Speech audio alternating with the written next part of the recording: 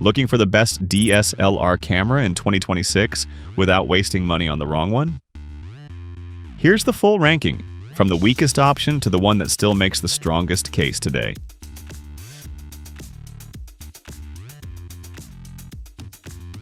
In last place, we have the Olympus E5. And I'll say this honestly, it is not a bad camera in itself. The problem is simple. In a 2026 ranking, it feels old the moment you compare it with the others here. What still works in its favor is the body. It's rugged, weather-sealed, and built like something made to survive real use. You also get in-body image stabilization, which is genuinely useful, and the handling is still very good. For someone who likes that old-school DSLR feel, this camera still has character. But this is where the gap shows. The 12.3 megapixel sensor is the lowest in the lineup. Video stops at 720p, and the lens system is far less practical now than Canon EF, Nikon F, or even older Sony options. On paper, that may sound manageable, but in real use, it means less flexibility and more compromise. So, who is it for? Mostly someone who already owns 4/3 DSLR lenses and wants a tough backup body. For most people starting fresh, this is the easiest one to skip. And by the way, links to all the cameras in this review at the best price are waiting for you in the description under the video. Next is the Sony A99V. This one is more interesting because the full-frame sensor still gives it a clear advantage over the Olympus. Right away, image quality has more room to breathe, and for still photos, it can absolutely deliver results that still look good today. What I like here is that Sony gave it a more modern shooting feel for its time. The electronic viewfinder shows you a live preview, and video autofocus is more usable than on some older DSLRs. In practice, that can make shooting feel more direct and less guesswork heavy, especially if you move between photos and video. But there's a catch, and it matters a lot in 2026. The A-mount system is a legacy system now, and that affects long-term value. There's no 4K video. Autofocus is clearly behind the stronger cameras higher up, and overall speed just feels less convincing than the Canon 90D or Nikon. D850. It's not a disaster, but you do feel the age. This makes sense for someone who already owns A-mount lenses and wants a full-frame body without changing systems. If you're building from zero, I'd be careful. And if this ranking is helping you so far, like the video and subscribe to the channel, because the next cameras are where things get much more competitive.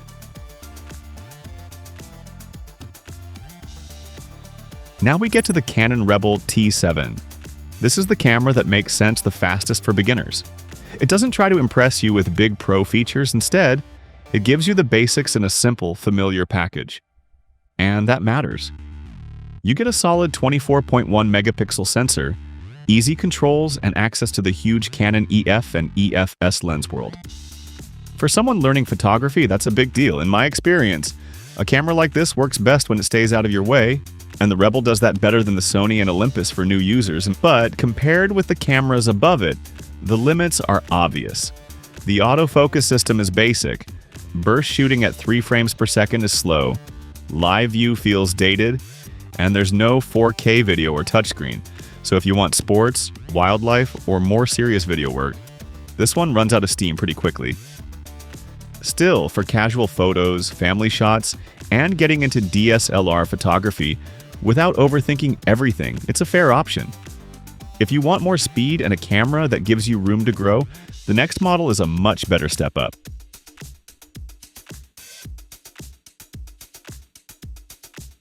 In second place, the Canon 90D, and this is where the lineup starts to feel seriously modern, at least by DSLR standards. For many people, this is actually the sweet spot of the whole list. The reason is balance. You get a sharp 32.5 megapixel aps-c sensor, fast 10 frame per second shooting, very capable autofocus through the viewfinder, and much better live view performance than most DSLRs thanks to Canon's dual pixel system. Add uncropped 4K and a flip-out touchscreen, and it becomes a camera that feels flexible in a way the Rebel T7 simply doesn't. It's not perfect though. You only get one card slot, there's no in-body stabilization, and once you compare it with mirrorless cameras from 2026, you do notice the size and the older style of shooting.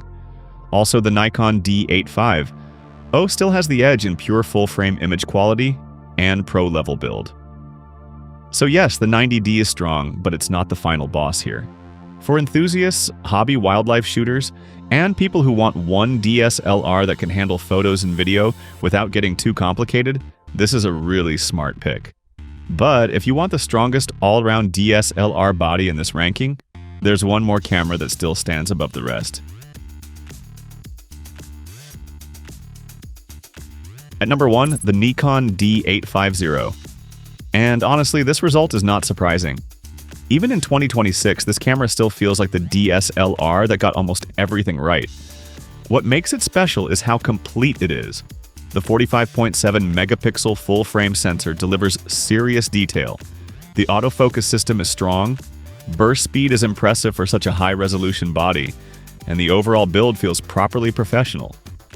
It's the kind of camera that can handle portraits, landscapes, events, and even demanding action work without feeling out of place. Of course, there are things to know.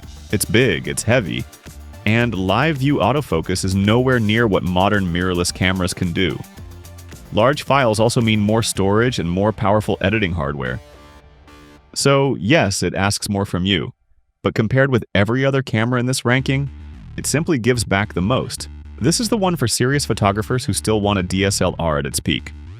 If image quality, autofocus, and long-term capability matter most to you, this is the strongest choice in the group.